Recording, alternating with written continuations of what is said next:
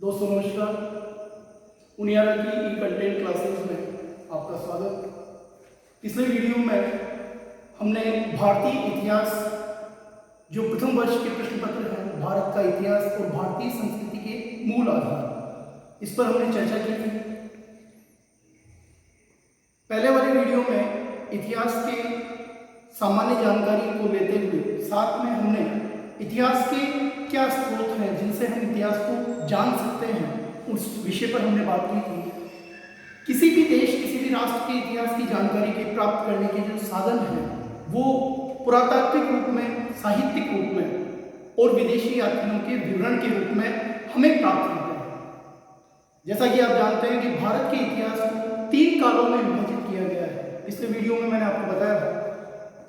समग्र भारत के इतिहास की जानकारी को प्राप्त करने के जो 3 काल हैं, वो 3 काल हैं प्राचीन भारत, मध्यकालीन भारत और तीसरा है आधुनिक भारत। इसके अंतर्गत पूरे भारत के इतिहास को विभाजित किया गया है। भारत के इतिहास का उदय या भारत के इतिहास की जानकारी हमें कब प्राप्त होती है, इस विषय पर आज थोड़ी चर्चा करेंगे और उसके बाद में हम जो हमारा टॉपिक है आज का वैदिक सभ्यता, उसके ऊपर बात करेंगे। जैसा कि आप जानते हैं कि विश्व में जितनी भी प्राचीन संस्कृतियां हुई हैं, वो संस्कृतियां लगभग विलुप्तता के कगार पर है, उनका पतन हो चुका है। लेकिन भारत की जो संस्कृतियां हैं, वो संस्कृतियां आज भी हम उसको जीवित अवस्था में पाते हैं। उसके पीछे क्या कारण रहे? क्या उन संस्कृतियों में ऐसे मौलिक तत्व थे जिनको हम आज जीवन के विविध पक्षों में, जो हमारे धार्मिक जीवन के पक्ष हैं, जो हमारे सामाजिक जीवन के पक्ष हैं, जो हमारे राजनीतिक जीवन के पक्ष हैं, उनमें हम उन प्राचीन संस्कृति के तत्वों को कहीं न कहीं हमें वो देखने को मिलता है और हम उस मार्ग पर निरंतर अग्रसित हो रहे हैं। जब तक पुरातात्विक साधनों की स्पष्टता परिलक्षित नहीं हुई, तब तक प्राय यही माना जाता रहा है कि वैदिक सभ्यता भारत की प्राचीन सभ्यता रही है। लेकिन पुरातात्विक साहित्य, पुरातात्विक साक्ष्य और साहित्यिक साक्ष्य मिलने के उपरांत इतिहासकारों ने यह स्पष्ट रूप से परिभाषित कर दिया है कि वैदिक सभ्यता के पूर्व भारत में एक और संस्कृति थी जिसका नाम था सैंधव संस्कृति। सैंधव संस्कृति भारत की प्राचीन संस्कृति रही है, ये आप जानते हैं। सिंधु नदी के किनारे पर सिंधुवासियों द्वारा जब इस संस्कृति को स्थापित किया गया तो उसके अवशेष संपूर्ण भारत में हमें पुरातात्विक रूप में मिलते हैं। और संभवतः ये जो संस्कृति थी, सैंधव संस्कृति, इसको प्राग ऐतिहासिक काल के अंतर्गत रखा जाता है। क्यों? क्योंकि जितने भी पुरातात्विक साधन हमें प्राप्त होते हैं, उन पुरातात्विक साधनों के आधार पर हमने सिंधु संस्कृति को प्राचीन होने का दर्जा तो दिया ही है, साथ ही इस संस्कृति के विविध पक्षों के बारे में भी हमने जानकारी प्राप्त की है। सैंधव संस्कृति जो भारत में, जो इसका टाइम पीरियड है 2350 से लेकर 1750 BC, बिफोर क्राइस्ट या ईसा पूर्व, ये संस्कृति भारत में विद्यमान थी।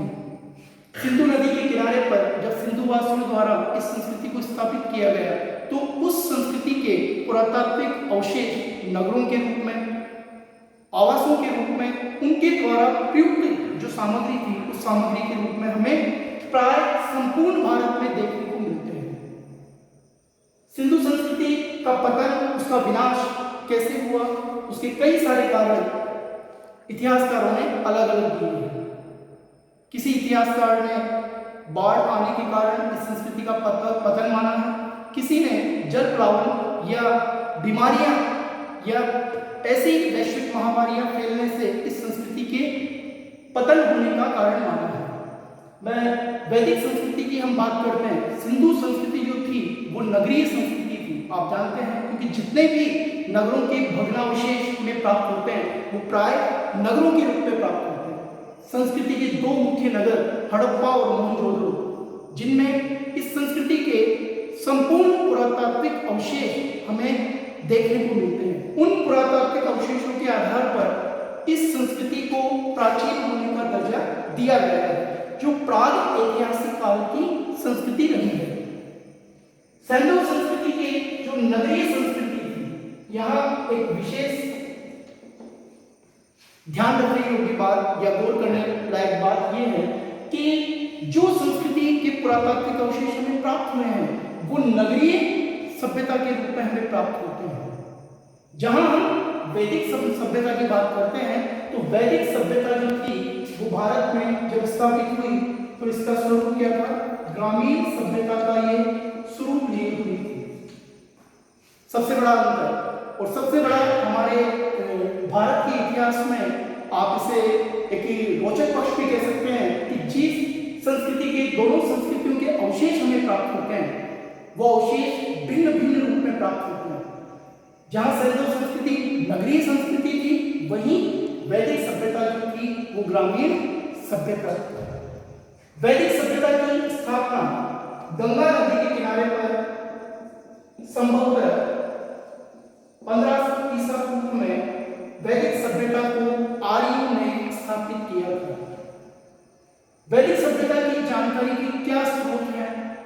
उन स्रोतों के अध्ययन के आधार पर इस संस्कृति को ग्रामीण सभ्यता होने का दर्जा दिया गया है। जैसा कि आप जानते हैं कि वैदिक सभ्यता के बारे में जानकारी के स्रोत हैं, जो सोर्स है, वो हमें रिटर्न डॉक्यूमेंट्स के रूप में या रिटर्न दस्तावेजों के रूप में प्राप्त होते हैं। और उन दस्तावेजों का जो संग्रह था, कलेक्शन था, वो था वेद, जो संख्या में 4 है, जहां से हमें संपूर्ण वैदिक सभ्यता के बारे में जानकारी प्राप्त होती है। वेद जिनसे हमें इस प्राचीन सभ्यता के बारे में जानकारी प्राप्त होती है। वेदों की संख्या 4 है: ऋग्वेद, सामवेद, यजुर्वेद और अथर्ववेद। संपूर्ण वैदिक सभ्यता के काल को इन वेदों की रचना के आधार पर इनको 2 कालों में विभाजित किया गया है। पहला काल जो है वो है वैदिक काल और दूसरा जो काल है वो है उत्तर वैदिक काल।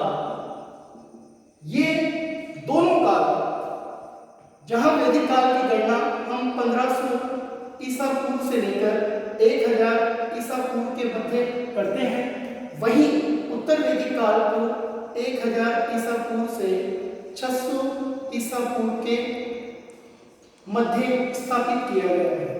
वेदों की रचना आर्यों द्वारा की।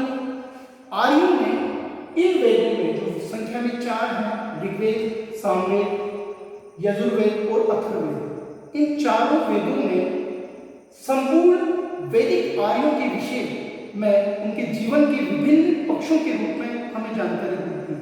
आर्यों का जीवन कैसा था, उनके सामाजिक जीवन का आधार क्या था, उनके समाज में उनका समाज किस प्रकार का था, उनकी अर्थव्यवस्था किस प्रकार की थी, उनकी राजनीतिक स्थिति क्या थी, उनकी धार्मिक स्थिति क्या थी। ये सब साक्ष्य हमें लिखित रूप में वेदों के रूप में प्राप्त होते हैं, जो इस संस्कृति को, इस सभ्यता को जानकारी प्राप्त करने का एक साहित्यिक स्रोत है।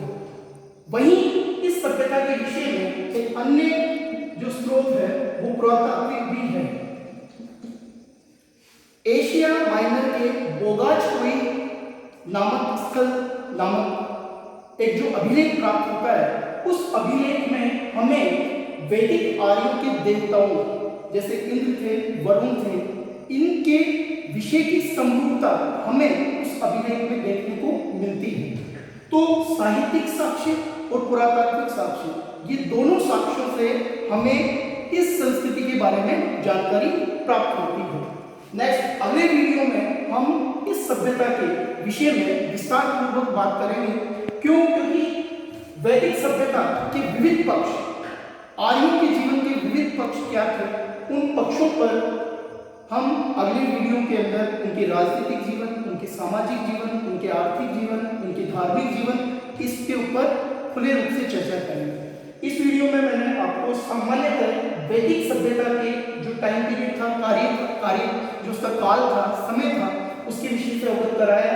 गंगा नदी के मुहाने पर 1500 ईसा पूर्व से मैं आर्यों द्वारा भारत के उत्तरी भाग में इस सभ्यता को स्थापित किया गया और इस सभ्यता के जो साहित्यिक साक्ष्य थे, उन साहित्यिक साक्ष्यों में जो वेद हैं जिनकी संख्या 4 है, उन वेदों से हमें आर्य सभ्यता के बारे में जानकारी प्राप्त होती है। दूसरा जो पुरातात्विक स्रोत है, एशिया माइनर के बोगाजपुरी में जो प्राप्त अभिलेख है, पुरातात्विक अभिलेख है, उस अभिलेख में वैदिक सभ्यता के देवताओं का नाम वहां पर समरूप हमें देखने को मिलता है। इसलिए पुरातात्विक और साहित्यिक दोनों साक्ष्य इस संस्कृति के हमें मिलते हैं। आर्यों के जीवन में, आर्यों के सामाजिक जीवन में, आर्यों के राजनीतिक जीवन में, आर्यों के धार्मिक जीवन में क्या ऐसी प्रक्रियाएं रही, क्या ऐसी अवस्थाएं रही जिनसे आर्यों ने अपने जीवन को जीना सीखा, इस सब के बारे में जानकारी हमें वेदों से प्राप्त होती है। इस संस्कृति का विनाश कैसे हुआ, इसके विषय में भी भिन्न भिन्न इतिहासकारों ने अपने मत व्यक्त किए हैं। इनके मूल निवास स्थान के संबंध में भी भिन्न भिन्न इतिहासकारों ने अपने अपने मत हमें दिए। इस वीडियो में केवल मैं वैदिक सभ्यता की आपको सामान्य जानकारी दे रहा हूँ। अगले वीडियो में हम वैदिक सभ्यता के जो विविध पक्ष हैं, उन पक्षों पर हम गंभीर रूप से चर्चा करेंगे और विस्तृत रूप से मैं आपको इसके विभिन्न पक्षों के बारे में जानकारी से अवगत करूँगा। धन्यवाद।